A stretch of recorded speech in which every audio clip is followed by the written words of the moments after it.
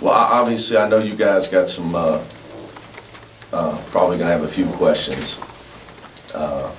I'm not a brain surgeon, but I've been talking to them. So I don't know if that makes me any smarter over the last 2 weeks.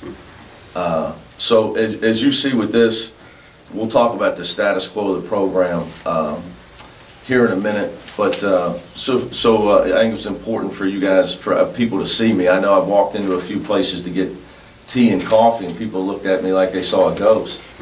I think, unfortunately, the word aneurysm maybe scared some people a few weeks ago. But my intent was to always be honest when asked questions. And we didn't find out until the morning of the VCU game. I was actually in an MRI tube all night for a couple hours. That was an interesting experience, the night before the VCU game. So the first thing I want to do is thank our medical community. From people at everybody involved at University Health.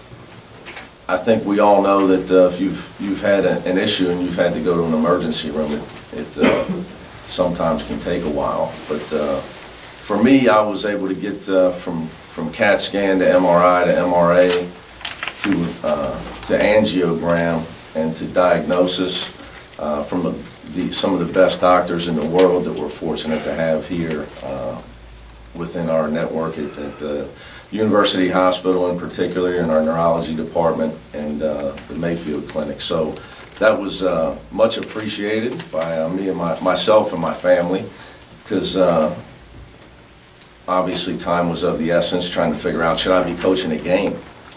Should I be walking around on the sideline? Was I in any danger? So once we ascertained that, I was shut down from coaching to try to make sure my blood pressure was under control. And from there I had an angiogram. I believe that was on a Monday after the VCU game. And that was an interesting experience. But that was just exploratory to make sure of my diagnosis, which, as you can see, is arterial dissection. So I'll let you guys look that up. Thanks. And, you can have all the fun you want with that.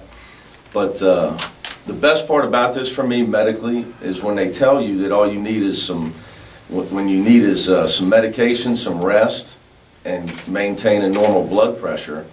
For 99% of the people that would walk out of the doctor's office, that's a great thing. Except when you're a college basketball coach or football coach. I watched Urban Meyer throw his headset last night, and I said, see, that's what I can't do that right now. So maintaining a normal blood pressure is not really conducive to running up and down the practice court, encouraging guys, and obviously bringing intensity at a high level every day on the court, or obviously at the game as well. And then, you know, I don't know one college coach that gets any rest during January, the months of January, February, and March. So it's not that I'm not going to an island for the next 3 months. And I will be, I've been at work every day since the 26th, helping the guys, helping the staff, implementing a game plan for North Carolina State. Allowed me to work ahead while they're traveling, start watching film on SMU. And I've had extensive meetings with my doctors, in particular, Norberto, my new friend, Dr. Andaluz, is my main neurology doctor. I'm sure he's got multiple titles that I don't know. He's much more educated than myself. So about explaining what it is I do, what my job entails, what they want me to do, what they don't want me to do. And, like I said to you, I can't be overworked. I don't need overwork. I don't need overstress, and I need to try to maintain a normal blood pressure. So watching the game is my biggest problem. during the game, so if you see some of my neighbors saw me taking a walk during the NC State game a few times if I felt myself maybe getting too anxious. But not that I'm in danger. It's just for me, I have a goal that they've given me that in 3 months that I'll be reevaluated the same way I was 10 days ago. And you know, my goal is obviously to be 100% healthy. They believe that if I follow orders, there's a high chance I'll be onward and upward. Won't ever have to deal with it again the rest of my life. So with that, I got to be smart enough to listen. You talk to your players all the time about things, and now when it's on you, it's a little bit different. And you say, well, you can't, like we always say, well, you can't just win with toughness. Well, in my case, as for some of you that travel with us, like Dan's here, Dan seen me with 2 IVs in my arms with the stomach flu and coaching a game that night. This is when toughness isn't the answer on this. I got to be intelligent. So I got to listen to some of the things and practice some of the things that I preach with my players. And I intend to have fun with my new role. My goal is to make Larry Davis Coach of the Year in the American Conference. And do everything I can analytically to help the guys. And our team, for that message, with like why today, why announcements, what I've been trying to do is time things not to distract our team. In my mind, I already cost us 1 game with the way everything had to go down before the VCU game.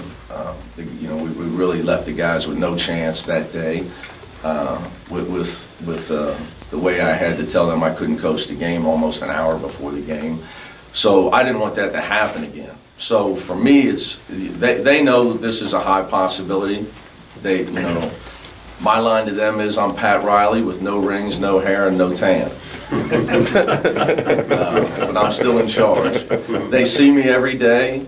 I meet with them before practice or after practice. Right now, obviously, sitting in practice I don't think it's the right move right now for me. Neither do my doctors. And also, I think my goal is, and I talked to the team about this, is they got to get used to Larry running the team, Darren, Savino, obviously. In my opinion, I got 2 head coaches on my staff already, and Antoine's a tremendous developing coach. This is when you reap the benefits of having a great staff. I've always bragged. I got Darren. I'm older than Darren by maybe 6 weeks, but Antoine and Larry are older than me. I've tried to be smart about hiring a great staff and not being insecure with who you hire and trying to get the best people that you can get. And this is obviously a time where hopefully we're going to reap the benefits of it. I think you already saw that in the NC State game. And the way we talk about things with our guys is we don't win because of the coach. That's not why you win. You win because of the way you play, and you win because of the players. We talk all the time about the guy like Jim Boeheim or Jim Calhoun, Rick Pitino. Guys been around. They don't have the same record every year. Their record changes because their players change. And winning is a decision that a team makes. And the players on the team make that decision to play team basketball. And that's what we stand for. And it's obviously going to be a little bit challenged right now to see how much we actually stand for that. And my message to the guys, our goals have not changed. Obviously you guys know we had a young team this year. We're going to have to develop. We're going to have to get better as the year goes on, have some ups and downs. It's just Larry, Darren, and Antoine, and Mark Berger now during practice carrying out that message. It's the same message, the message not changing at all.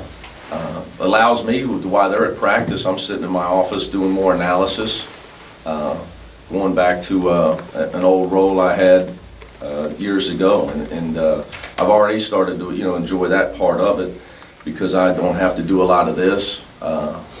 So the 3 hardest parts of my job would be on the court coaching, practice, on the court coaching, game, and travel. So those 3 are eliminated for me, which allow me to get rest, reduce stress, keep a normal blood pressure. But it's not like I'm going to start hanging out at Doc's house smoking cigars. I mean, still have a normal routine, and I've talked it out extensively. That, like I said, our the medical people involved in this, whether it's my team doctor, Mike Donalworth, and Rob Williams, our trainer. Just everybody involved has been tremendous for me. But to be able to have the conversations I've had candidly with Norberto Andaluz, who's my primary neurologist, of here's what I do on a daily basis. where he can say, that's too much, that's, you know, I told him when he watches his press conference, don't get nervous, you know, think that, hey, you're going to be in the office, I'm not going to go to the office 16 hours a day, you know, just, you know, be smart enough to do what I need to do. I can still recruit. It's not stressful to watch a high school game. We don't care who wins and loses. We just hope the guy we're there to see doesn't get in foul trouble, so we can actually see him play the whole game, or they don't play two guys around the guy and he never touches the ball. So still be running the program, just in a different role, like I said, and it's kind of been that way since the 26th. And I just got to be smart about the situation, and you know, medically, so my goal is in 11 weeks I get reevaluated, and hopefully the small what they call flap in their terms that I have in my artery wall is healed and scarred over and onward and upward. And I know you guys are going to ask what caused it. You know, they don't know that. You know, usually in a case like mine, it would be more head trauma, hockey players. You know, but they really don't know. So when you're in my case, you try to think about, you go through something like this, you evaluate how much, you know, how you eat, your diet, your rest, you evaluate everything. It could just be as simple as genetics. The way I look at it is I'm extremely lucky that I was able to get headaches that were bad enough that had our team doctors made sure that they could see that it was more than normal for me. And they pushed me, you know, coaches, we can be hard-headed. So, you know, I owe a big debt of gratitude to them, because they pushed me to make sure that I went and got a CAT scan and tried to really get to the bottom of what was going on. Because really I'd have probably just worried about the next game and taking a couple of Advil. But I'm sure you guys got some questions on this stuff. I'll do my best. Again, I'm not a brain surgeon, but I've been hanging out with them. So, Coach, no other restrictions for you, and you're feeling, I mean, you look good. I feel great. Yes, that's why I said it's important for me to get up here in front of everybody, because I walked into a few restaurants and people started cheering. Now, a couple guys were booing, but they were wearing blue and they had some X thing. I'm just teasing. I'm just teasing. Hey, Coach, towards the end of the San Diego State game, and maybe we're overanalyzing this, but they cut to you, maybe it was the refs, but you had a very pained look on your face. Did you feel at all compromised at all? It could have been the call. Tough to say. You know, I don't see, you could show me, but I could tell you I was definitely experiencing headaches. You know, I wasn't, what was confusing, you know, everybody's in Cincinnati's been battling the flu off and on. So I was battling that from the Nebraska game on, but that went away, and all that was left was the headache. So for me, that definitely was going on during the San Diego. I haven't seen that. I still, you know, my policy, I got better things to do. Don't take it wrong that I don't really follow that stuff, but I don't mean anything by it. But I watch more SpongeBob than I follow Twitter. Just for clarity, nothing invasive, no surgery required? No, the hardest thing for me to, and this is what I'm happy about today, is answering questions and making sure everybody knows you're okay. Obviously, you know, I have a daughter, so I don't, you know, she starts school again Monday. And you know, I'm going to drop her off just like normal in Caroline at Mercy Montessori, and, you know, make sure that, you know, people aren't scaring her. So fortunately for me, she's been with her mother at her mother's family for the holidays this year. It's an every other year situation, so she hasn't had to go through this.